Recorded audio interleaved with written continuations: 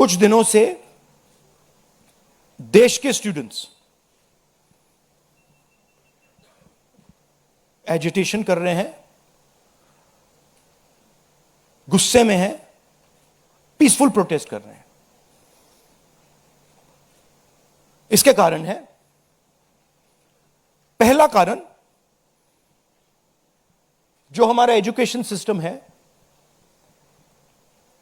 जो पूरी दुनिया में मशहूर हुआ करता था as a great education system,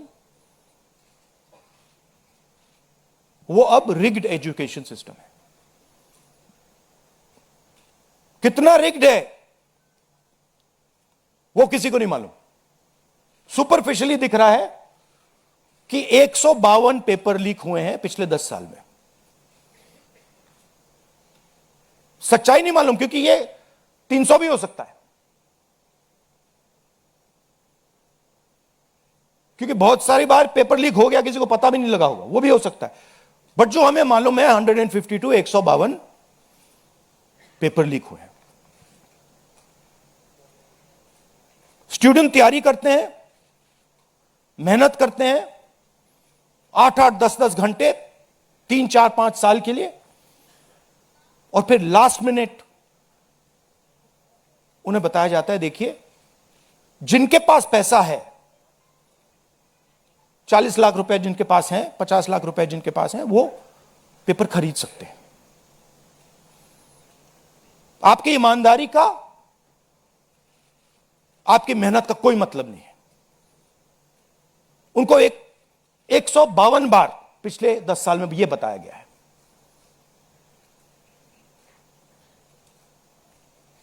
7.5 crore परिवारों को, स्टूडेंट्स और परिवारों को पेपर लीक ने डैमेज किया है। और स्टूडेंट यह सवाल पूछ रहे हैं,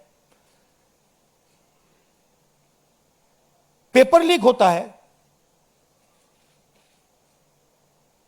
7.5 करोड़ युवाओं का नुकसान होता है, मगर पिछले 10 साल में एक भी कन्विक्शन नहीं हुआ,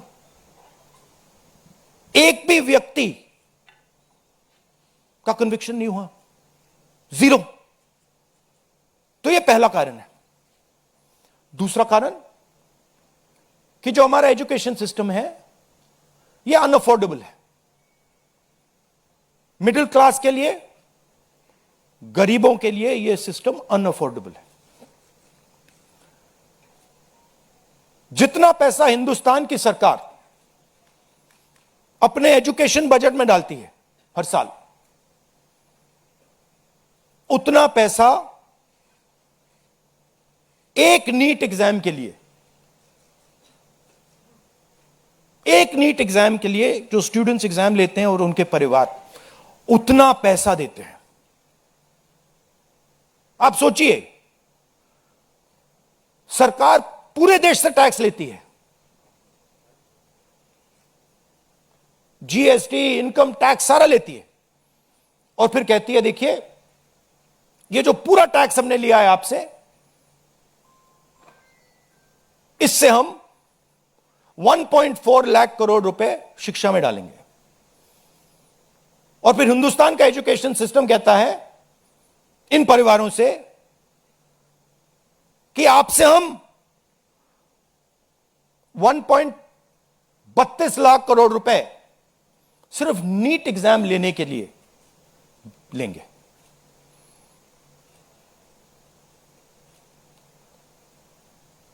This is an insult to every single student in this country. This is an insult to every single family in this country.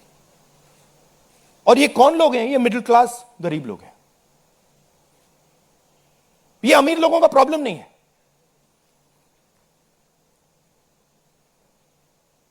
ये कॉर्पोरेट हाउसेस का, अदानी अंबानी का प्रॉब्लम नहीं है। ये मिडिल क्लास और गरीबों का प्रॉब्लम है। तो यह है दूसरा कारण। और तीसरा सबसे बड़ा कारण, एजुकेशन के बाद जो होना चाहिए, आप इंजीनियर बन गए, डॉक्टर बन गए, लॉयर बन गए, उसके बाद देश की कमिटमेंट होनी चाहिए कि हम आपको जॉब देंगे, रोजगार देंगे, फ्यूचर देंगे। देश का यही मतलब होता है। देश का मतलब होता है कि हम आपको फ्यूचर देंगे, हम आपको एजुकेशन देंगे, हम आपको हेल्थ केयर देंगे। यह फाउंडेशन होता है देश का। और यह देश कहता है कि नहीं, हम आपसे पैसा चोरी करेंगे, हम एजुकेशन सिस्टम को रिग करेंगे और फिर उसके बाद सारे के सारे दरवाजे हम बंद कर देंगे। एक ही दरवाजा आपके लिए खुला होगा, सरकारी नौकरी, वो भी रिग्ड है। उसमें भी जिसकी जान पहचान है वो घुसेगा, जिसके पास 40 लाख रुपए वो घुसेगा।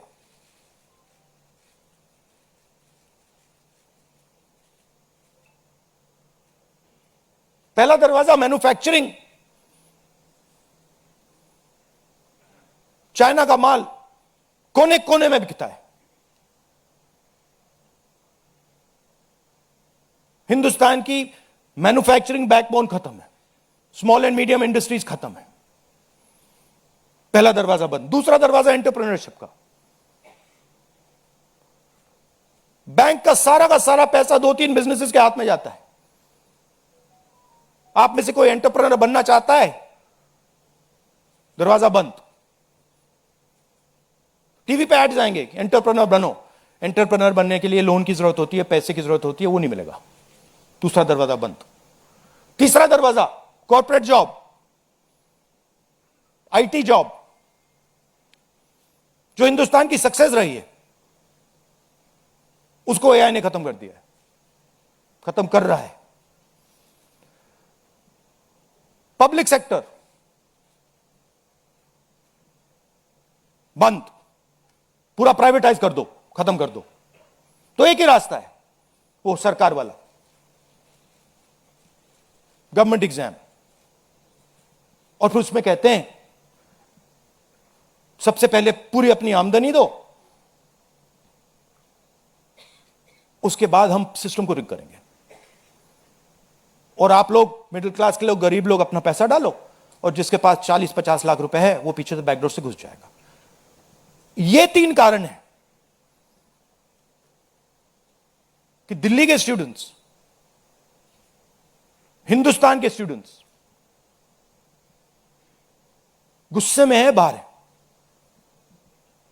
इनको क्या कमिटमेंट चाहिए? ये कोई ज्यादा नहीं मांग रहे। सबसे पहला कमिटमेंट जो सिंबल है इस चीज का, धर्मेंद्र प्रधान मिनिस्टर, सबसे पहले आप सिंबल को हटाइए। बड़ी बात नहीं है। सुसाइड हुए बच्चों के, 152 पेपर लीक्स हुए। स्टूडेंट्स की पहली मांग यह है, इनको हटाइए। दूसरी मांग, जिन्होंने स्टूडेंट्स पर आक्रमण किया है, जो आपने अभी वीडियो देखा, पूरी सोशल मीडिया पे, मतलब हजारों स्टूडेंट्स पे लाठी चल रही है, राइफल्स पॉइंट हो रही हैं, टांगे तोड़ी जा रही हैं, पेलेट गन से मारा जा रहा है। यह आतंकवादी नहीं है, यह हमारा फ्यूचर है, ये हमारे दुश्मन नहीं है, ये हमारे लोग हैं, हमारा फ्यूचर है। तो इन लोगों पर जिन्होंने वायलेंस किया है, हिंसा की है, इन पर एक्शन होना चाहिए। यह स्टूडेंट्स की दूसरी मांग है। और तीसरी मांग, जो इस पूरे सिस्टम को चलाते हैं, उनको स्टूडेंट से अपोलोजाइज करना चाहिए, रिस्पेक्टफुली, कि गलती हो गई, जो हुआ वो नहीं होना चाहिए था, आप लोगों को चोट लगी है, हम अपनी गलती मांगते हैं, कोई बड़ी बात नहीं। तो ये 3 डिमांड्स हैं। We are 100% supporting every single student, and we are fully behind you, and we are going to ensure that you are protected and your future is protected. Thank you. Thank you, Rahul ji. First question, Sanjeev Chopra, PTI. अच्छा, one second. अब इसमें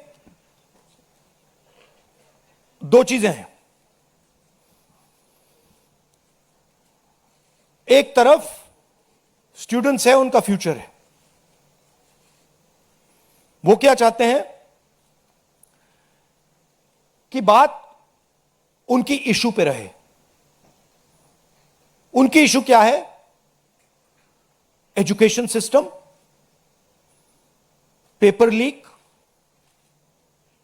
ये जो हुआ, इनको जो मारा गया, ये चाहते हैं कि शिक्षा पर, पेपर लीक पर, वायलेंस पर पूरे देश का फोकस रहे। मैं भी चाहता हूं और पूरा ऑपोजिशन चाहता है कि फोकस यहां रहे और इसके बारे में कुछ किया जाए, एजुकेशन सिस्टम को बदला जाए। और ये जो 3 डिमांड्स है स्टूडेंट्स की, दिल की डिमांड्स हैं, जो उनको चोट लगी हैं, उस आवाज से ये बोल रहे हैं, ये हमारे लिए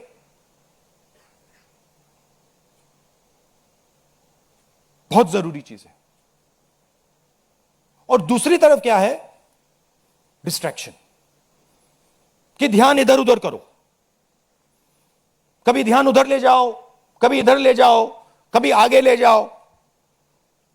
2 फोर्सेस हैं, एक फोर्स डिस्ट्रैक्ट कर रही है और दूसरी फोर्स फोकस करने की कोशिश कर रही है। Thank you. जीव चोपड़ा जी, माइक दो भाई। Rahul ji, we've all seen what has happened with the students on Monday. We've also seen what has happened yesterday with the protesting MPs right outside the Prime Minister's residence. You know, the manner in which the leader of opposition was roughed up, manhandled and beaten up and removed from the protest site. What would you say on that? But the government has accused you of crossing the line and not behaving in a manner befitting the leader of opposition. This What to would me, you say? this how I was treated is an irrelevant issue to me. I don't care. Treat me 5 times worse, I don't care. The focus has to be on this. The focus has to be on what was done to the students.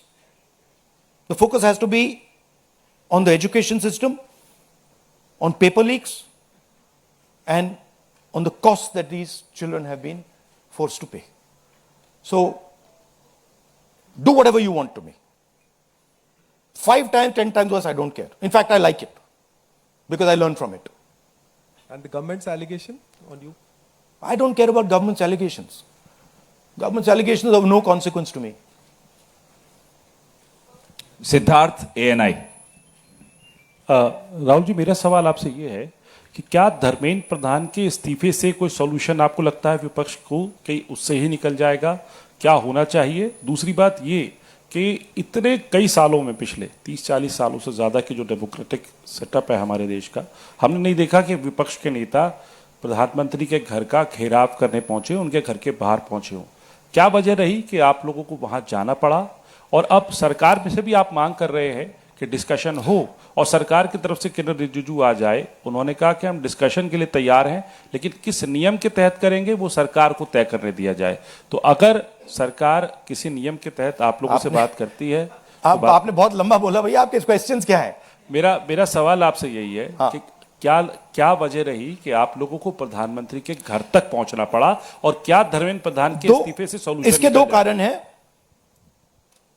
हमें लगा कि अगर हिंदुस्तान के students सड़क पे हैं तो opposition को भी सड़क पे होना चाहिए, पहली बात। दूसरी बात, हमारी नेचुरल स्पेस पार्लियामेंट है और प्राइम मिनिस्टर हाउस जाने से पहले ऑपोजिशन स्पीकर के पास गए, उनके कमरे में गए, रिस्पेक्टफुली गए और हमने स्पीकर से कहा, देखिए यह बहुत बड़ा मुद्दा है, आप हमें बोलने दीजिए, इसके बारे में डिस्कशन करने दीजिए। स्पीकर ने कहा कि देखिए मैं सरकार से पूछूंगा, meaning it is not speakers decision, it is सरकार डिसीजन। ठीक है, पूछिए। पूछने के बाद कोई डिस्कशन नहीं, पूरे इशू को इग्नोर कर दिया।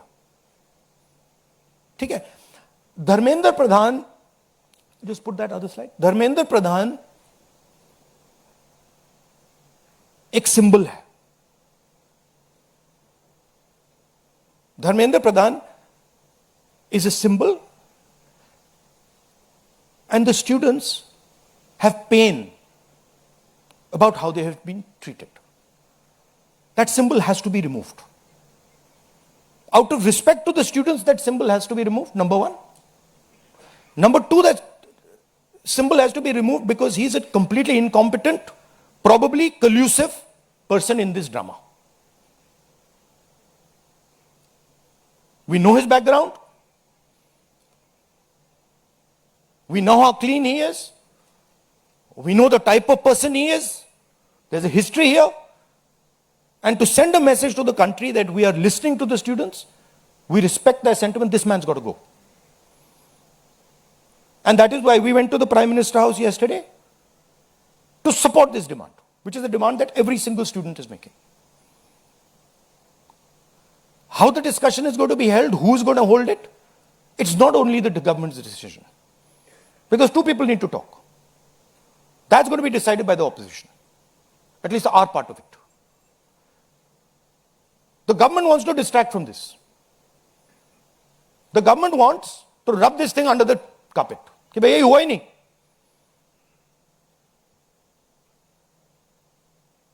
और हम चाहते हैं कि ये सेंट्रल इशू है और ये सेंट्रल इशू पर रेजोल्यूशन आए. प्रधान जाए, Prime Minister apologizes. Everyone who assaulted students is the first step. Then we want to see changes being made to the testing system. We want to see changes being made to the amount of money people are charging. Thank you. IANS.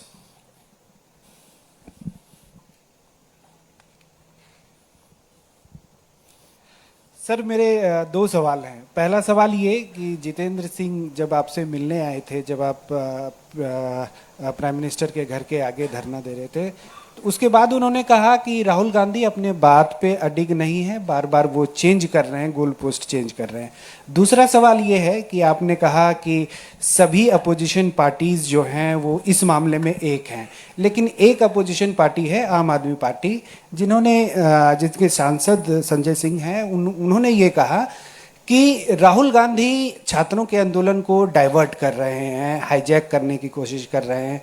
इस पर क्या कहेंगे? देखिए, हम पूरा support कर रहे हैं छात्रों के आंदोलन को। ठीक है, मेरे मुंह से खून निकल रहा था कल। हम पूरा सपोर्ट कर रहे हैं। पहली बात, आपका पहला क्वेश्चन क्या था? Jitendra Singh is irrelevant in this discussion. I mean, he's an irrelevant fellow who doesn't. He can say whatever he wants. He's an irrelevant part of this discussion. The discussion is very simple. We have clear demands. Demand number one, Dharmendra Pradhan goes. Not our demands, student demands. Number one, Dharmendra Pradhan goes.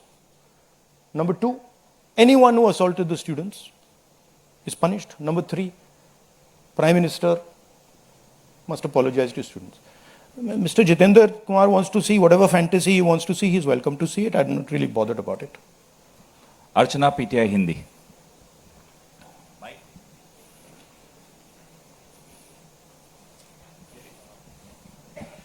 Sir, कल जिस तरह से protest पे हमने देखा, आपको पंच भी किया गया, आपको मारा भी गया। What was your experience? क्या हुआ था exactly? It was fine. I'm used to getting punched and all. It's not a problem. It was fine.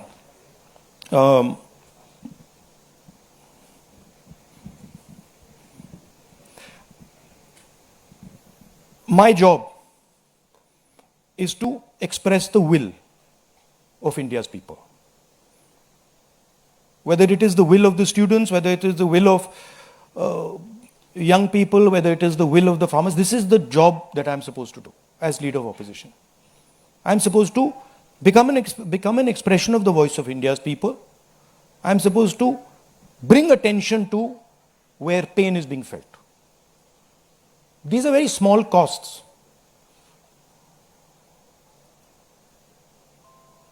These are not big costs. It's a huge honor for me to do this, to be able to stand with the wishes of my people. So, a couple of punches and all, this is not a problem at all. I'm happy to take many more. एक second मोहित दुबे.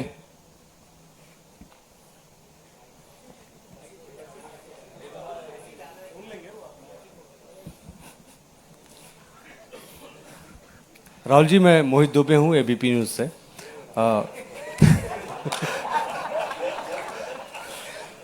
राहुल जी, अभी आपने कहा कि मुझे अपनी सुरक्षा की चिंता है नहीं, लेकिन आपकी सुरक्षा की चिंता मुझे लगता है कि क्योंकि नेता विपक्ष हैं, तमाम लोगों को है. जिस तरीके से कल आपके साथ सलूक किया गया, मुझे लगता है कि आज़ाद भारत के बाद किसी नेता प्रतिपक्ष के साथ ऐसा सलूक नहीं किया गया.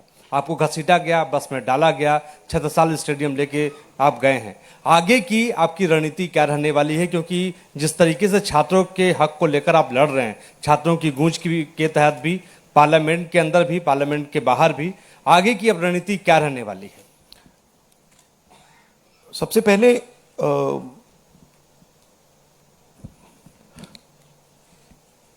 सही है कि पुलिस वाले थोड़ा मतलब मुझे घसीट के ले गए, बट कान में कह रहे थे कि इस सरकार को हटाइए. एक्चुअली मैं राजस्थान का हूं, इनको हटाइए. हम सिर्फ वर्दी पहने हैं.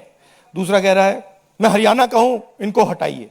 तो that sentiment is there and सच्चाई एवरीबॉडी नोस.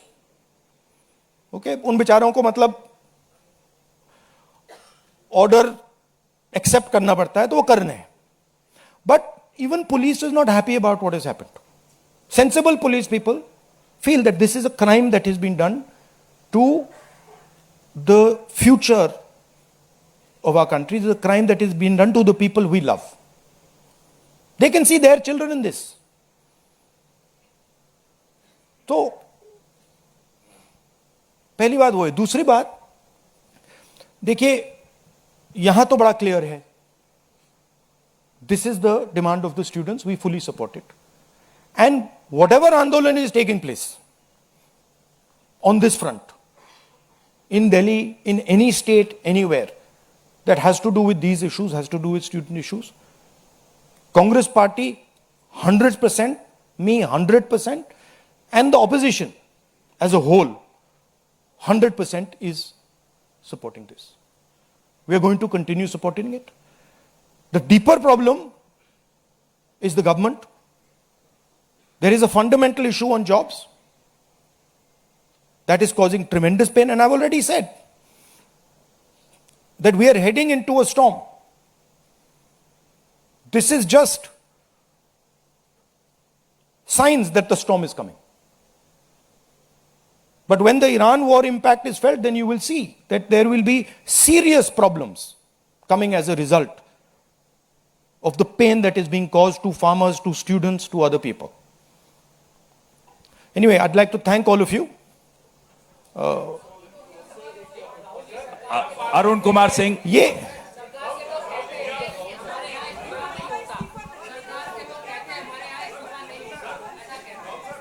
Last question. एक मिनट सवाल पूछने दीजिए. 1 मिनट.